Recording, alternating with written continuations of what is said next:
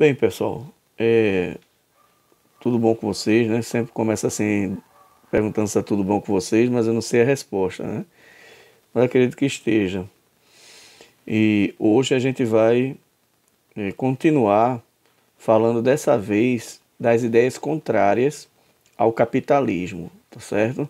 Então eu me preocupei bastante da gente mastigar um pouco mais sobre a Revolução Industrial, porque assim como as ideias iluministas vão acompanhar a caminhada da gente, em todo o livro, as revoluções que aconteceram na Inglaterra, principalmente aí a Revolução Industrial, também vai fazer parte do nosso assunto mais à frente, ok?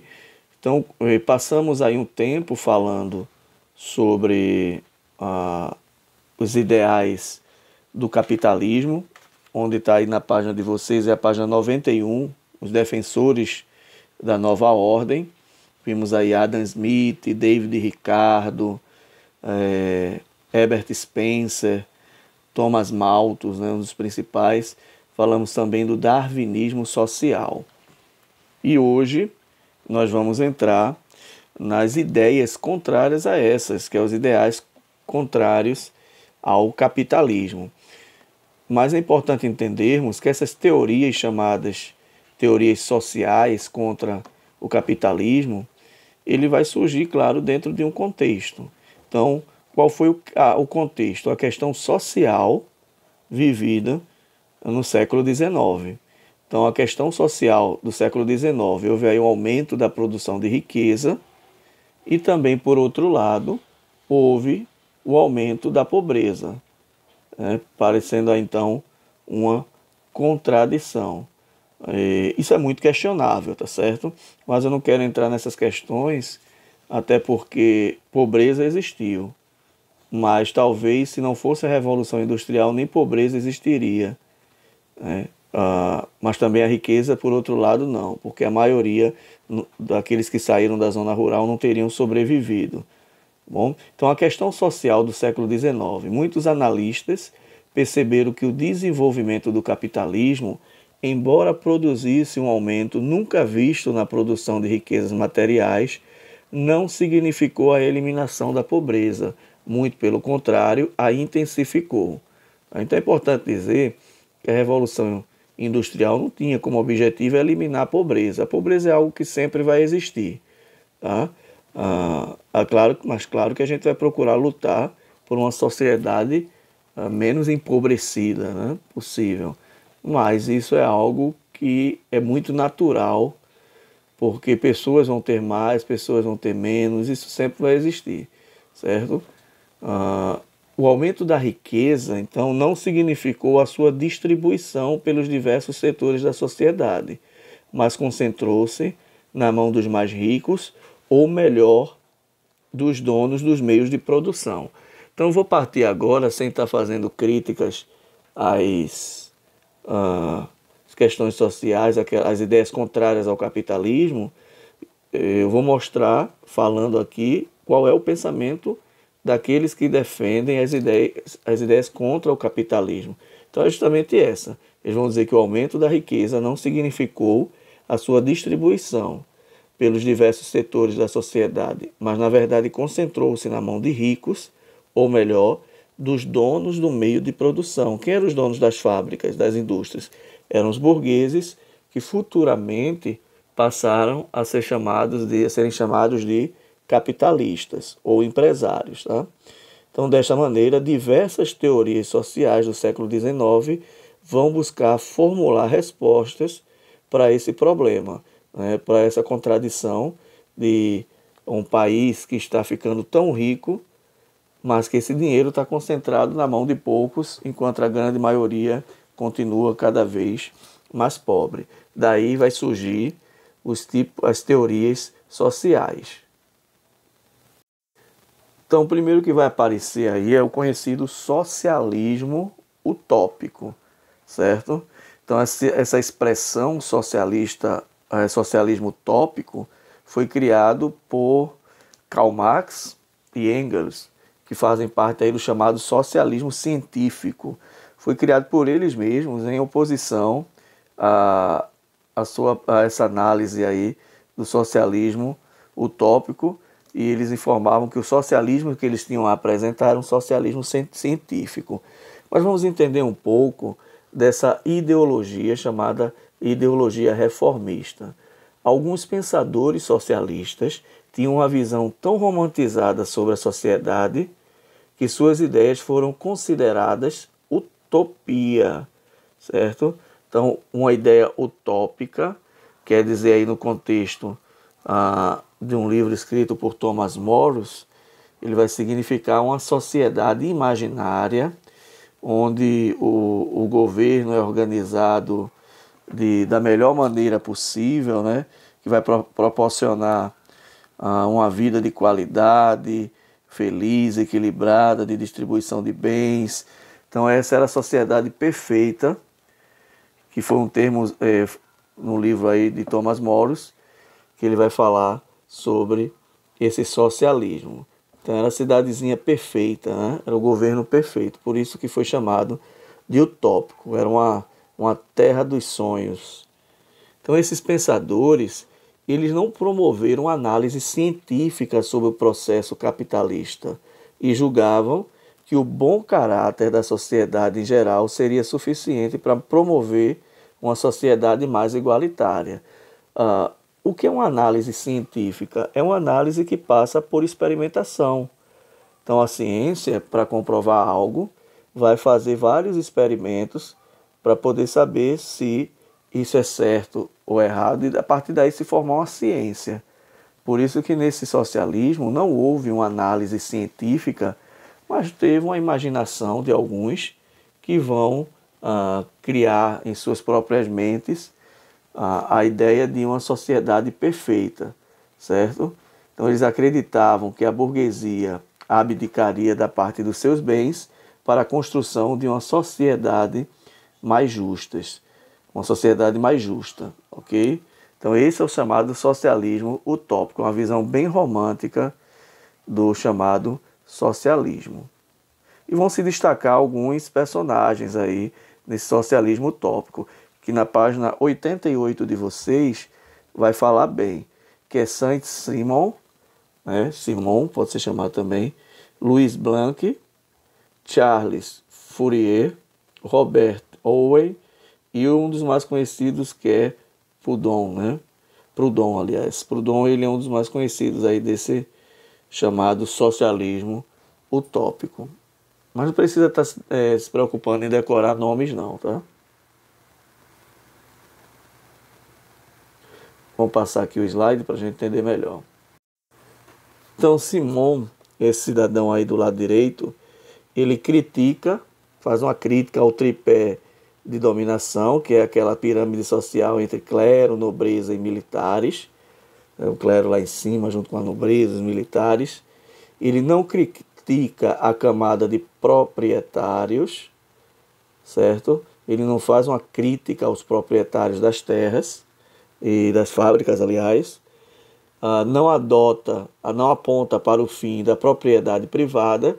Então esse é um destaque importante entre socialistas e capitalistas. Enquanto o capitalista sempre busca a ideia de propriedade privada, deixa eu só marcar aqui,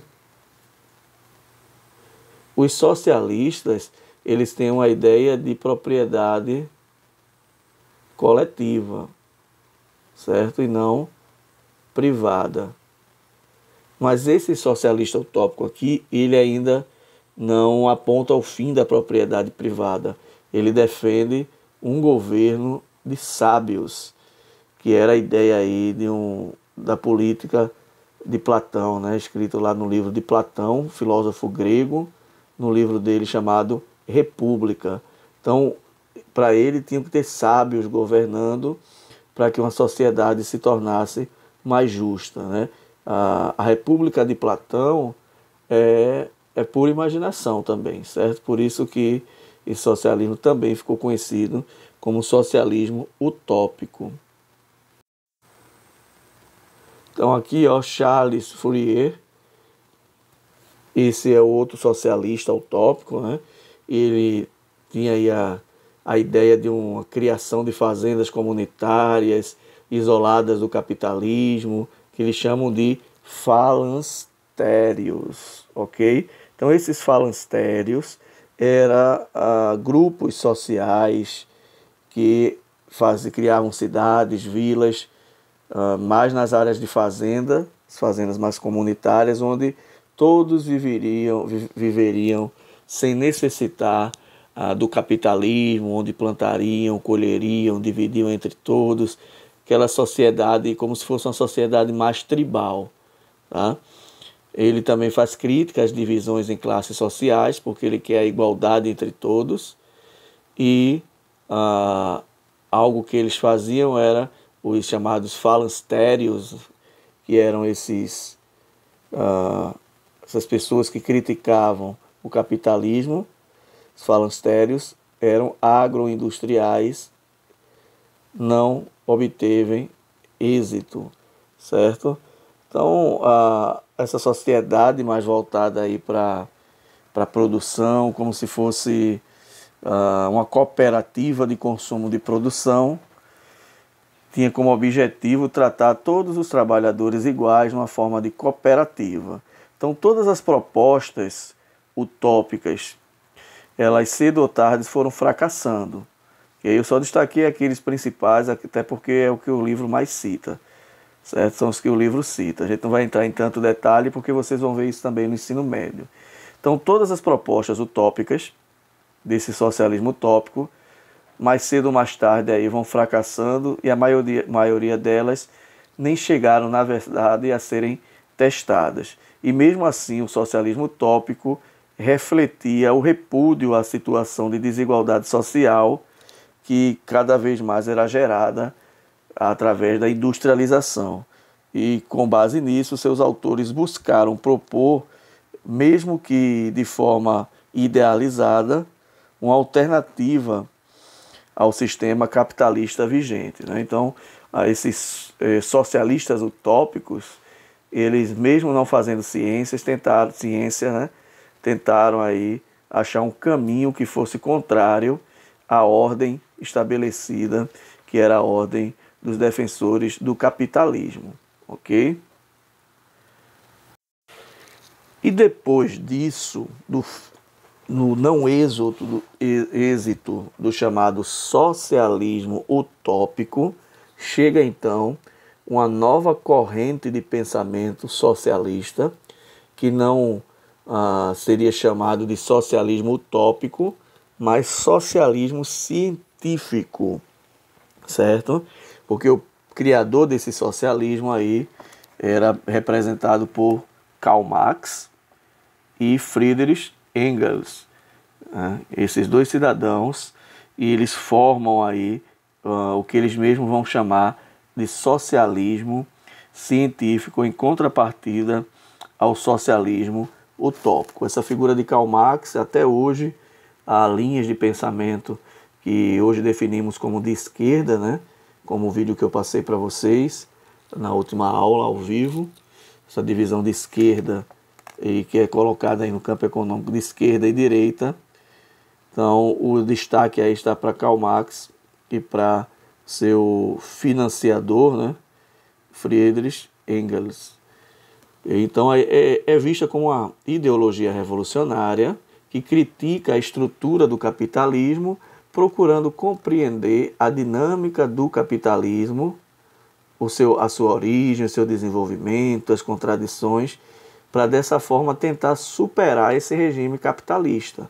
Então vejam que o socialismo científico, chamado socialismo científico, ele vai buscar compreender, ou seja, vai procurar se aprofundar, fazendo ciência, nas ciências sociais, entender o capitalismo e propor uma nova ordem. Né? Então a análise deles é de forma mais profunda, comparando ao socialismo utópico, por isso que passa a ser chamado uma análise científica dos mecanismos de funcionamento do capitalismo. Então eles vão procurar entender como funciona o capitalismo e qual a solução para esse capitalismo. Então, para os socialistas científicos, também conhecidos como marxistas, ou seja, seguidores de Karl Marx, a única forma de se atingir uma sociedade mais igualitária seria através da revolução proletariada. Ou seja, essa ideia aí de sociedade igualitária ou socialista se daria com a eliminação da chamada propriedade privada e a união aí dessa classe proletária, né, que eram os trabalhadores, que iriam bater de frente contra os burgueses. Os burgueses seriam então os donos das fábricas e esses proletariados tomariam o poder da burguesia e formariam uma nova sociedade igualitária, por isso que se dá o nome de Revolução Socialista, certo? Ou Revolução do Proletariado. Essa classe operária assumindo o poder e distribuindo de forma igual entre todos eles. Essa era a proposta do socialismo científico.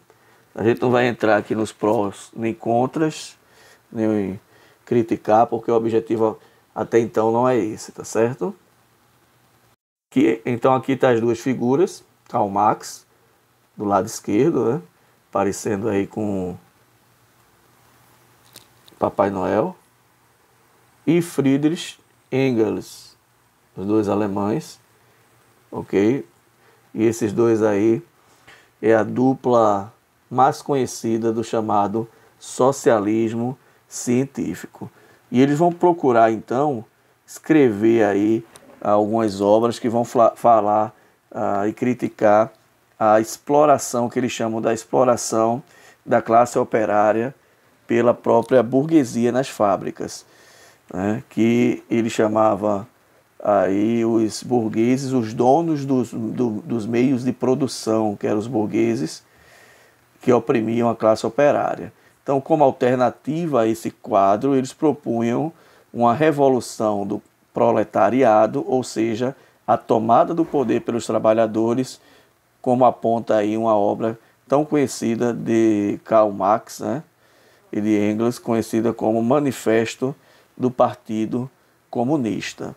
Certo? Então essa é uma das obras mais conhecidas, o Manifesto do Partido Comunista, um livreto, e também uma outra obra que é a mais importante de todas, porque o Manifesto do Partido Comunista é apenas um livreto, né? Que tem algumas bases desse manifesto. Mas a mais importante foi a obra de Engels, que foi chamada aí A Origem da Família e da Propriedade Privada e do Estado. E entre as principais obras de Karl Marx se destaca o livro chamado O Capital.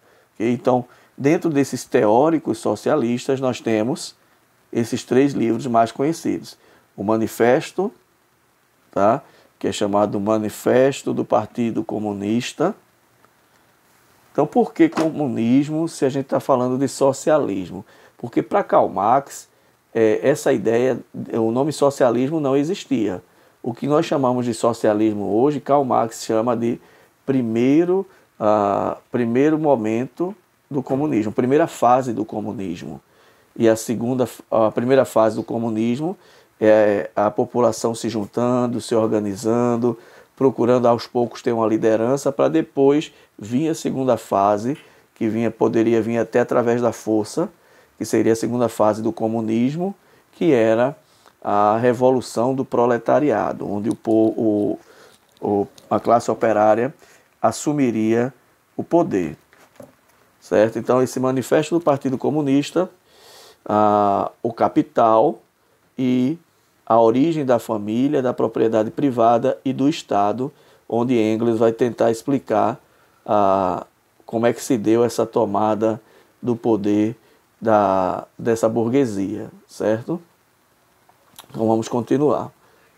Meu tablet aqui já está descarregando. Então, como estamos vendo, né? Então o Karl Marx e o Friedrich Engels, eles acreditavam numa ordem chamada ordem socialista, que iria eliminar as desigualdades econômicas. Não só as desigualdades econômicas, quanto as desigualdades sociais. O termo que eles usam muito é a luta de classes entre a classe dos operários e os burgueses. Essa luta constante, esse abismo tremendo que há entre eles, só a ordem socialista poderia resolver esse dilema, esse conflito, até se formar uma sociedade comunista, onde não haveria desigualdade social e nem econômica. E segundo Karl Marx e Engels, nessa etapa final do desenvolvimento, chamada aí pós-socialismo, onde entra o comunismo, né, haveria uma sociedade em que cada indivíduo daria ao conjunto social aquilo que seria capaz de oferecer e receberia o que precisasse de acordo com suas necessidades. Ou seja, cada um ia trabalhar, se esforçar ao máximo, de acordo com a sua própria capacidade e designação, e depois tudo era dividido de forma igualitária. Essa era a teoria do socialismo chamado científico, certo? E nesse desenvolvimento aí, os indivíduos dariam esse conjunto social, não haveria mais divisão de classes e não haveriam também mais necessitados, porque não haveria miséria, nem fome, nem nenhum tipo de desigualdade. Então, para aprofundar suas ideias, os dois teóricos partiram de uma perspectiva histórica da evolução social e de uma rigorosa análise da estrutura capitalista, criticando e diferenciando-se da corrente socialista utópica, né? Por isso o socialismo de Karl Marx e Engels foi chamado aí de socialismo científico ou marxismo, né? Então sempre que vocês ouvirem falar de marxismo, vocês vão atribuir a ideia de socialismo científico de Karl Marx. E aí, em poucas palavras, esses conceitos chamados conceitos marxistas vai ter como base esse termo aqui chamado luta de classes. Essa luta de classes seria o motor da história. Karl Marx e Engels vai afirmar que desde o início da história da humanidade sempre houve uma luta de classes entre oprimidos e opressores, né? E eles afirmavam que esse era então o motor da própria história. Para Marx e Engels, enquanto houvesse diferença social, haveria a luta de classes, isto é, o enfrentamento entre setores sociais antagônicos, ou seja, haveria aí uma disputa entre os mais ricos e os mais pobres, o proletário e a burguesia, os oprimidos e os opressores, sempre esses blocos antagônicos, ricos e pobres. E nesse caso, do contexto de Marx, seria aí o capitalismo industrial. No caso do capitalismo industrial, este enfrentamento coloca em oposição a burguesia e o proletariado, que tinha como objetivo derrubar o poder econômico, político da burguesia, e todos os proprietários, todos os trabalhadores seriam donos das fábricas e dividiria tudo entre todos. Essa teoria aí, apesar de ser chamada científica, o comunismo aí trouxe vários problemas em toda a humanidade, tá bom? Então é sempre importante, gente, a gente lembrar aí desses conceitos marxistas. Falou de marxismo, estamos falando de revolução socialista e comunista, que para Karl Marx e Engels, a superação do capitalismo e a construção de uma sociedade sem classes, isso eu já falei, só seriam possíveis por meio de uma revolução socialista, conduzida pelos trabalhadores. O estágio seguinte da humanidade seria, então, o comunismo, que é a ideia aí de uma comunidade. Comunismo tem a palavra, significa comum entre todos, né? Ou seja, uma sociedade sem classes, sem propriedade privada, ou seja, nada é meu, tudo é de todos. Então não haveria propriedade privada dos meios de produção. ou seja, todos teriam tudo de forma igual, no qual cada pessoa trabalharia de acordo com suas capacidades e receberia um salário proporcional às suas necessidades. Então não tem a ideia de meritocracia, ou eu poderia trabalhar bem muito e o outro ficar na minha escola, e no fim de tudo, todos receberiam de forma igual. Esse era o conceito aí do socialismo marxista, né? Que gera aí o chamado comunismo.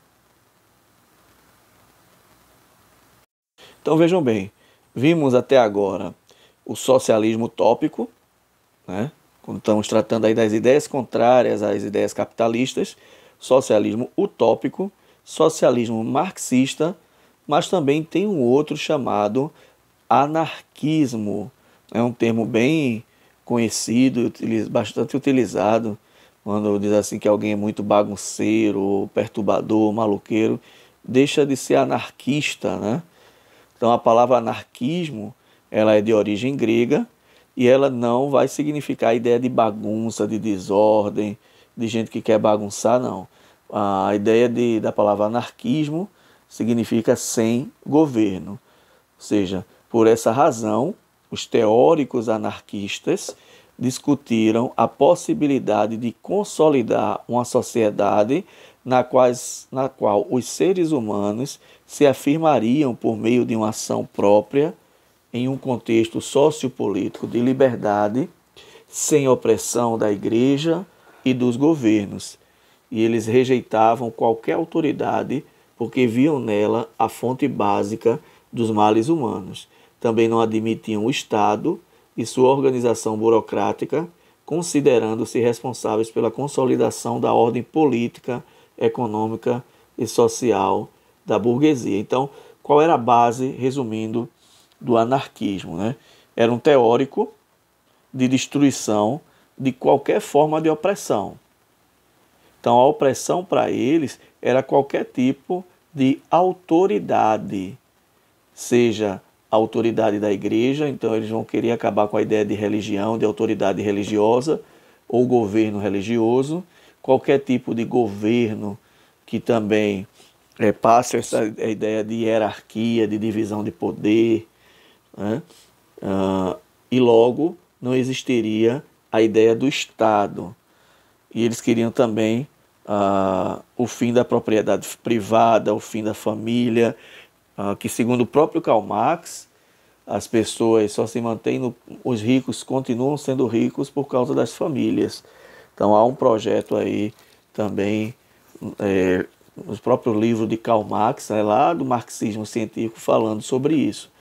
E o anarquismo, ele também vai defender aí a destruição de todas as formas de opressão, sejam elas exercidas pelo Estado, pela propriedade privada ou pela família. E seus adeptos tornaram-se opositores dos marxistas. Era algo mais radical do que o próprio marxismo, porque eles discordavam de qual tipo de governo e a questão também do Estado, né?